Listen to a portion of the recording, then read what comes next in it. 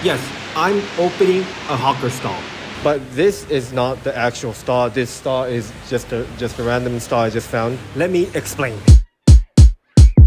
The first question you might have is why hawkers? Because everybody knows that hawker is a difficult business. It's a lot of effort, a lot of sacrifices you need to make. で理由は本当にかなりシンプルですね。もう単純に食べるのが好きで、僕が好きな食べ物をみんなに紹介したい。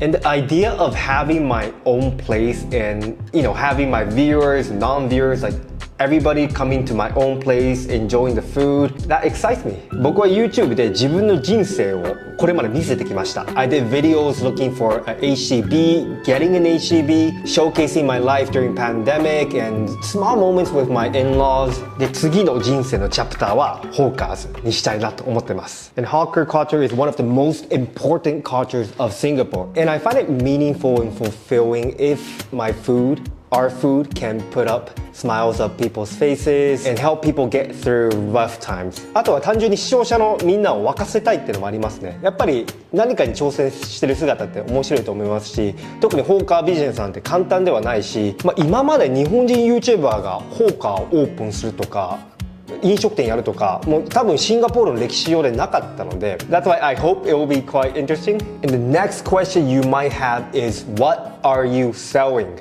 And the food I'm thinking of selling is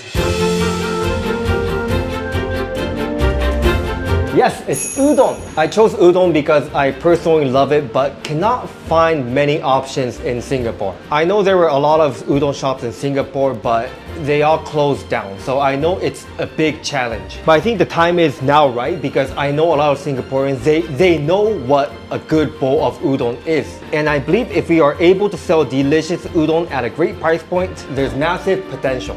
So we're doing a simple food tour at my friend's house.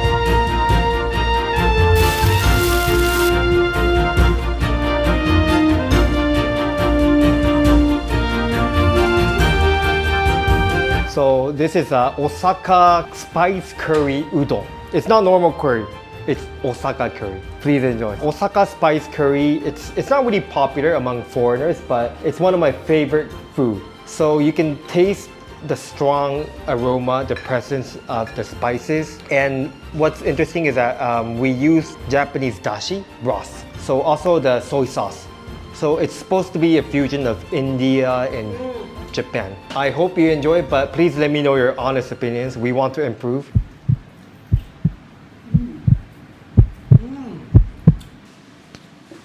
You can be honest.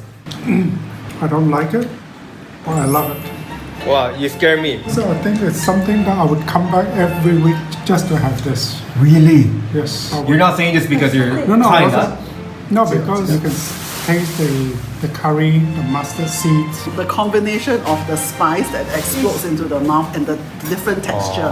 How can I improve? How can I make it But better? the Japanese influence is not strong enough. Maybe some way to wrap the taste around the noodle because the noodle didn't absorb the taste. Okay. I still like it. Wow, thank you. Yeah. So of course I want this stall to succeed. Do you think it got potential? Yeah. I think it's very different from what you Really? find in Singapore. Yeah, it's unique. Then open, you guys must come. Yes. Of course. Yes. I think I will work harder on the Japanese element. Make it more Japanese. Next is neba neba udon. Neba neba means sticky sticky. Oh. So it's quite common in Japan but cannot really find in Singapore. This is very nice. Oh. For a summer day, I think this is good.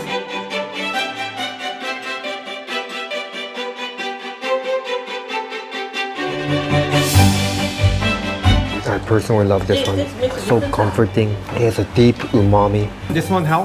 Very nice. Very good. I can taste the umami.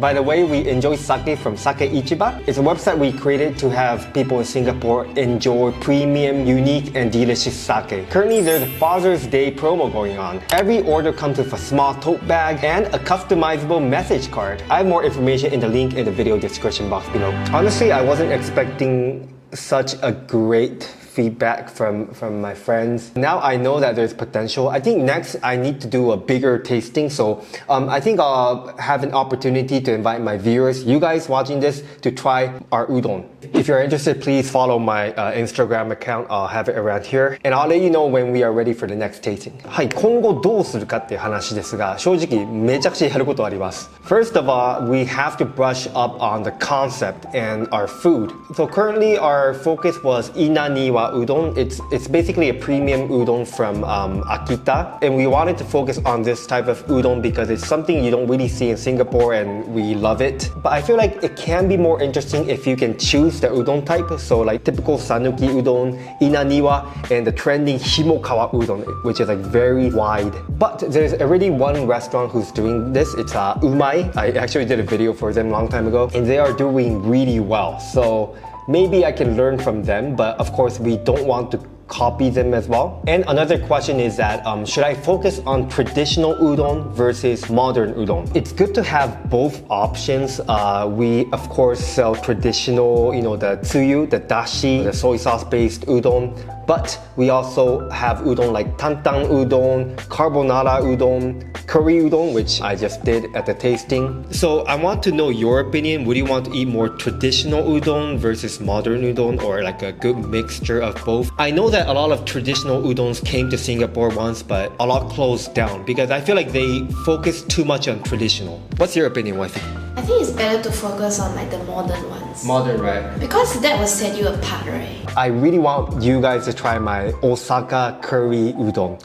It's not the typical curry udon you know. It's just so aromatic, flavorful. It's something you cannot find in Singapore. But spice curry is originally rice. And I feel like I'm trying too hard to fit into our udon concept. So maybe like if rice is better, we can put that as a side menu. So there's a lot of considerations I need to make. Anyways, let me know your opinion, modern versus traditional. And another big thing I need to consider is, should I open a shop as a hawker stall or food court stall or restaurant? So I know I was talking about how I'm opening a hawker, but I think ultimately my goal is to just, you know, have people try our delicious food and, you know, make people happy. So I feel like there are other possibilities like food court or restaurant. But I know that hawker stalls are the easiest to start because the initial investment we have to make is the smallest. But I have another crazy idea. I mean, it's not that crazy, but I also want to sell our sake at the same location. So we're thinking about, you know, like doing a udon stall in the daytime, and evening it becomes like a udon izakaya. So we serve like izakaya, small appetizers dish, and, you know, have people drink our sake. And again, our sake, I feel like it has so much potential. I mean, you guys show so much support. I think we sold around 1,000 bottles online, but there is more potential. I want more people in Singapore to try delicious sake. So if it's a restaurant, one of my partners did a simple calculation.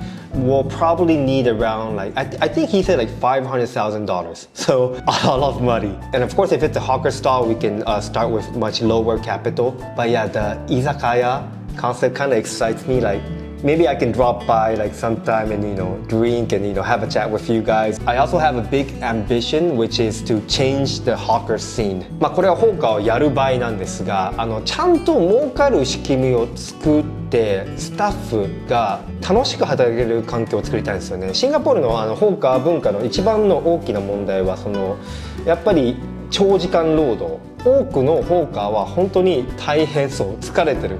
だからなんかすごいぶっきらぼうな反応になっちゃうし、余裕のある店にしたいんですよね。And of course this is not easy. Most hawker stalls haven't figured out how to achieve this.